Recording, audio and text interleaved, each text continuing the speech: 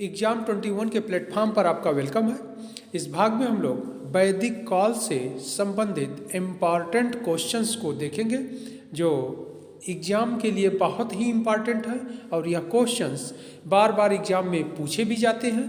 तो आइए इन इम्पॉर्टेंट प्रश्नों को हम लोग प्रारंभ करते हैं और यह क्वेश्चंस या important questions Indira GS institute के प्लेटफॉर्म पर भी अवेलेबल है, वहाँ भी आप देख सकते हैं। तो आइए इस सेशन के फर्स्ट क्वेश्चंस को हम लोग देखते हैं। पहला प्रश्न है, वैदिक काल में कुभा किस नदी का नाम है? ऑप्शन ए है Kabul, B Chenab, C Sutlej and D Ravi. इसका सही आंसर होगा ए काबुल नदी। वैदिक काल में कुभा किस नदी का नाम था? तो काबुल नदी का नाम था। ओके, अगला प्रश्न है, दासराज युद्ध का उल्लेख मिलता है। ऑप्शन ए है Rigveda, B Samaveda, C Yajurveda and D Atharvaveda. तो आंसर इसका सही होगा ए ऋग्वेद। ऋग्वेद में 10 राज युद्ध का उल्लेख मिलता है, यानी 10 राजाओं के साथ युद्ध का उल्लेख मिलता है और ऋग्वेद के 7वें मंडल में इस युद्ध का उल्लेख मिला है या मिलता है और यह युद्ध परुशड़ी नदी के किनारे लड़ा गया। परुशड़ी नदी से तात्पर्य है रावी नदी के किनारे यह युद्ध हुआ था। ओके, बहुत इंपॉर्टेंट क्वेश्चन है, हमेशा एग्जाम में पूछा जाता है। 10 राज युद्ध का उल्लेख कहाँ मिलता है? ऋग्वेद में मिलता है और यह युद्ध कहाँ लड़ा गया? परुशड़ी नदी के किनारे यानी रावी नदी के किनारे लड़ा गया। ओके, अगला प्रश्न है, आर्यों का मुख्य पेय पदार्थ था, मेन ड्रिंक क्या था आर्यों का? यानी वैदिक काल में आर्यों का मेन ड्रिंक क्या था, मुख्य पेय पदार्थ क्या है? ऑप्शन ए है सोमरस, बी शहद, सी दूध एंड डी इनमें से कोई नहीं। इसका सही आंसर होगा ए सोमरस। सोमरस आर्यों और उनके देवताओं का मुख्य पेय पदार्थ था। ओके, अगला प्रश्न है,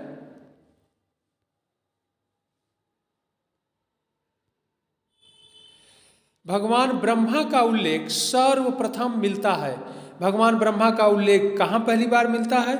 ऑप्शन ए है Rigveda, B Samaveda, C Yajurveda and D Atharvaveda. इसका सही आंसर होगा ए ऋग्वेद। ऋग्वेद के 10वें मंडल में भगवान ब्रह्मा का पहली बार उल्लेख मिलता है और भगवान ब्रह्मा के ही शरीर से वर्ण व्यवस्था यानी चारों वर्णों की उत्पत्ति हुई है। जो भारतीय समाज में 4 वर्ण विद्यमान है, ब्राह्मण, क्षत्रिय, वैश्य एंड शूद्र। और ब्राह्मण की उत्पत्ति ब्रह्मा के मुख से बताई गई है, क्षत्रिय की उत्पत्ति ब्रह्मा के भुजा से बताई गई है एंड वैश्य की उत्पत्ति उदर यानी स्टमच यानी पेट से बताया गया है और पैर से शूद्र की उत्पत्ति बताई गई है। तो भगवान ब्रह्मा का उल्लेख सर्वप्रथम ऋग्वेद में मिलता है। ओके, इंपॉर्टेंट क्वेश्चन है, बहुत अच्छे से आप लोग देखिएगा। अगला प्रश्न है, पूर्व वैदिक आर्यों का मुख्य व्यवसाय था। तो पूर्व वैदिक आर्य यानी अर्ली वैदिक आर्य, पूर्व वैदिक आर्यों का मुख्य व्यवसाय था। ऑप्शन ए है पशुपालन, बी कृषि, सी व्यापार एंड डी लोहे का कार्य। तो इसका सही आंसर होगा ये पशुपालन। पूर्व वैदिक आर्यों का मुख्य व्यवसाय पशुपालन था और एग्रीकल्चर यानी कृषि सेकेंडरी थी, द्वितीयक थी यानी दूसरे स्थान पर थी। तो पहले स्थान पर पशुपालन था और दूसरे स्थान पर कृषि था, इसलिए इसका सही आंसर होगा पशुपालन। एनिमल हस्बेंड्री उनका फर्स्ट वर्क था। ओके, या ऑक्यूपेशन था, व्यवसाय था। अगला प्रश्न है, पूर्व वैदिक काल में पशुओं के देवता थे, यानी पूर्व वैदिक काल में पशुओं के देवता कौन थे? ऑप्शन ए है Indra, B Mitra, C Pushan and D Savita. इसका सही आंसर होगा पूषण, सी। पूर्व वैदिक काल में पशुओं के देवता भगवान पूषण थे। ओके, अगला प्रश्न है, वैदिक काल में अविवाहित रहकर शिक्षा देने वाली स्त्री को कहते थे। वैदिक काल में अविवाहित रहकर शिक्षा देने वाली स्त्री को क्या कहते थे? ऑप्शन ए है ब्रह्मवादिनी, बी सदोवधु, सी ब्राह्मणी एंड डी महिषी। इसका सही आंसर होगा ये ब्रह्मवादिनी। बहुत इंपॉर्टेंट क्वेश्चन है। शिक्षा ग्रहण करने के पश्चात जो स्त्रियां विवाह कर लेती थी और गृहस्थ आश्रम में प्रवेश कर लेती थी उन्हें सदोवधु कहा जाता था, और जो स्त्रियां शिक्षा ग्रहण करने के पश्चात अनमैरिड रहकर आजीवन अविवाहित रहकर शिक्षा प्रदान करती थी उन्हें ब्रह्मवादिनी कहते थे। तो इसका सही आंसर होगा ए ब्रह्मवादिनी। ओके, अगला प्रश्न है, हाल से बनी रेखा को कहते थे। यहाँ मिसप्रिंट थोड़ा हो गया है, हाल नहीं अपितु हल से, प्लाव से बनी रेखा को क्या कहते थे? या इसको ऐसे भी कह सकते थे कि हल से जोते गए खेत को क्या कहते थे? यानी हल से जो जुताई की जाती थी, जो नाली बनती थी, उसे क्या कहते थे? ऑप्शन ए है सीता, बी सीरा, सी क्षेत्र एंड डी श्याम। इसका सही आंसर होगा ये सीता कहते थे।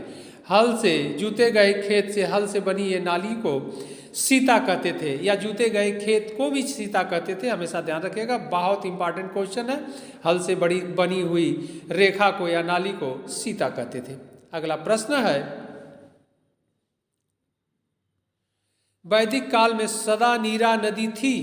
वैदिक काल में सदा नीरा नदी कौन सी थी, या सदा नीरा नदी को किस नाम से जाना जाता है? ऑप्शन ए है Gandak, B Gomti, C Ghaghara and D Beas. सही आंसर होगा इसका ए गंडक। गंडक नदी जो थी उनका नाम, उस नदी का नाम सदानीरा वैदिक काल में पाया गया है या मिला है। ओके, या वैदिक काल में सदानीरा के नाम से, सदानीरा नदी के नाम से जाना जाता था। ओके, अगला प्रश्न है,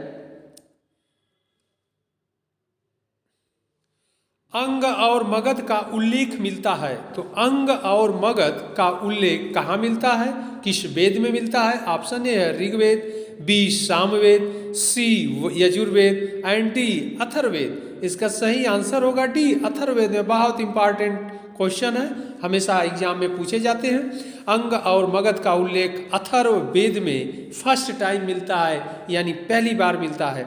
अगला प्रश्न है, सर्वप्रथम आत्मा के बारे में उल्लेख मिलता है। तो फर्स्ट टाइम साउल यानी आत्मा के बारे में उल्लेख कहाँ मिलता है? ऑप्शन ए है कठोप उपनिषद या Kathopanishad, B Shvetashvatara Upanishad, D Chandogya Upanishad and D Brihadaranyaka Upanishad. एक बार फिर ऑप्शन को देख लेते हैं, A Kathop Upanishad, B Shvetashvatara Upanishad and C Chandogya Upanishad and D Brihadaranyaka Upanishad. इसका सही आंसर होगा ये कठोप उपनिषद। यानी कठ उपनिषद में फर्स्ट टाइम साउल यानी आत्मा के बारे में उल्लेख मिलता है, और आत्मा से संबंधित विस्तृत चर्चा इसी उपनिषद में बताया गया है या किया गया है। ओके, बहुत इंपॉर्टेंट क्वेश्चन है। अगला प्रश्न है, ऋग्वेद में उल्लिखित पाणी संबंधित था। तो जो पाणी टर्मोलॉजी है किससे संबंधित था? ऑप्शन ए है कृषि से, बी व्यापार से, सी पशुपालन से एंड डी उद्योग से। तो इसका सही आंसर होगा बी व्यापार से। जो पाणी वर्ग था, क्लास था, वह व्यापारियों के लिए प्रयोग किया गया है। बहुत इंपॉर्टेंट क्वेश्चन है। अगला प्रश्न है, वेदांगों की संख्या है, वेदांगों की कुल कितनी संख्या है? Option A 3, B 4, C 5 and D 6। इसका सही आंसर होगा डी 6। वेदांगों की कुल संख्या 6 है। ओके, अगला प्रश्न है, वैदिक काल में नर्मदा नदी का नाम था। तो वैदिक काल में नर्मदा नदी का नाम क्या था, या नर्मदा नदी को किस नाम से जाना जाता था? ऑप्शन ए है Reva, B Swat, C Gomal and D Kubha. इसका सही आंसर होगा ए रेवा नदी के नाम से जाना जाता था वैदिक काल में नर्मदा नदी को। ओके, इंपॉर्टेंट क्वेश्चन है। अगला प्रश्न है, सामवेद का गायन करने वाले पुरोहित को कहा जाता था। सामवेद का गायन करने वाले पृष्ठ यानी पुरोहित को किस नाम से जाना जाता था? ऑप्शन ए है उद्गाता, बी ब्रह्मा, सी अध्वर्यु और डी महोक्ष। इसका सही आंसर होगा ये उद्गाता। सामवेद का गायन करने वाले पुरोहित को उद्गाता नाम से जाना जाता था या पुकारा जाता था। ओके, तो यह इस सेशन के इम्पॉर्टेंट क्वेश्चन थे। आप इन प्रश्नों को अच्छे से देखिए और फिर इम्पॉर्टेंट प्रश्नों के साथ हम लोग अगले भाग में मिलते हैं। तब तक के लिए धन्यवाद।